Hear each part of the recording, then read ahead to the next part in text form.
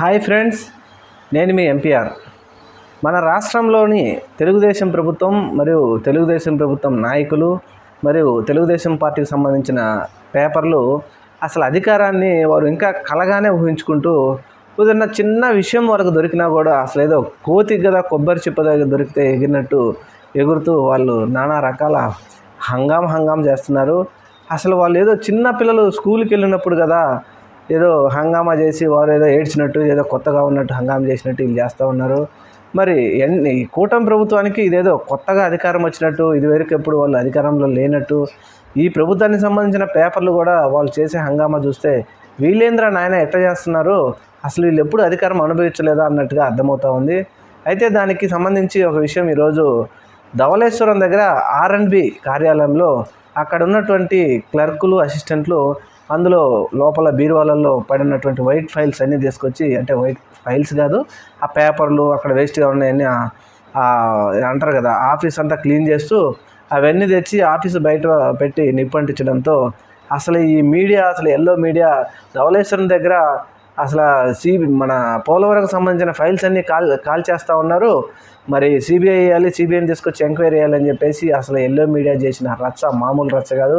అలాగే జలవనరుల శాఖ మంత్రి నిమ్మల రామానాయుడు గారు కూడా ఆయన చేసిన హంగామా అంతా ఇంత కాదు.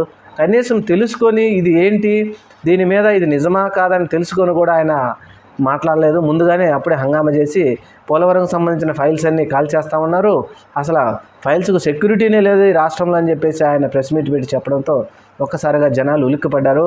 అయితే ఉన్నది ఏంది నిజమా అని తెలుసుకుంటే ధవళేశ్వరం R&B ఆఫీస్లో అక్కడ ఉన్నటువంటి క్లర్కులు చెత్త చెదారం పేపర్లన్నీ తీసేసి పక్కన బయటపెట్టి నిప్పేయడంతో ఆ నిప్పుకు వీళ్ళు అసలు ఏదో నానా రకాల అంటగట్టేసి వైఎస్ఆర్సీపీ ప్రభుత్వానికి చెడ్డ పేరు చేయాలని చెప్పి వీళ్ళు ఏదో చేశారని రకరకాలుగా వాళ్ళ ఏదంటారు కదా అలాంటివన్నీ అంటించి బ్రేకింగ్ న్యూస్లో అయితే ఈ రోజు నుంచి మామూలుగా లేవు అసలు ఎల్లో మీడియాలో.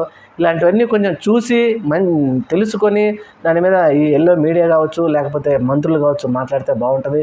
ఎందుకంటే ఇట్లాంటివి మాట్లాడితే ఈ సోషల్ మీడియా ఉన్న ప్రపంచంలో ప్రస్తుతం వైరల్ అయిపోతే ఆ తర్వాత అట్లాగే ఆల్రెడీ ఒకసారి రామానాయుడు గారు బుక్ అయ్యాడు నీకు అనుకుంటూ. అసలు తల్లికి వందనం ఆయన బుక్ అయిందే ట్రోల్ అవుతుంది. ఆయన ముఖ్యమంత్రి గారిని అడుగుతున్నారో లేదో తెలియదు కానీ రామానాయుడు గారిని మాత్రం మామూలుగా ట్రోల్ చేయట్లేదు. ఈ విధంగా తెలిసినటువంటి నిమ్మల రామానాయుడు గారు కూడా ఇది ఏంటి నిజంగా జరిగిందా, ఈ ఫైల్స్ ఎవరన్నా తగలబెట్టారా లేదని తెలుసుకోకుండా ఎంబడే బయటకు వచ్చేసి ప్రెస్ మీట్ పెట్టి ఫైల్స్ తగలబెడుతున్నాయని చెప్పి ఒక మంత్రి మాట్లాడటం మాత్రం బాధాకరం. అసలు చూసి తెలుసుకొని నిజమా కాదని తెలుసుకొని మాట్లాడండి. Thank you. మన ఛానల్ని తప్పకుండా సబ్స్క్రైబ్ చేయండి.